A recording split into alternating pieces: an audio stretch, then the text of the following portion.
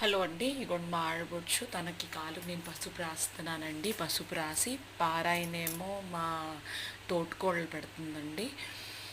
మా ఇంటి ఆడపిల్లండి. మా ఇంటి ఆడపిల్ల అంటే నాకు చాలా చాలా ఇష్టం. ఎందుకంటే తను కూడా మాతో అలాగే ఉంటుంది. తను ఓన్ సిస్టర్లా బిహేవ్ చేస్తుందండి. ఇగోండి మా తోటికోడలు పారాయణ పెడుతుందండి మా ఆడపడుచు గారికి.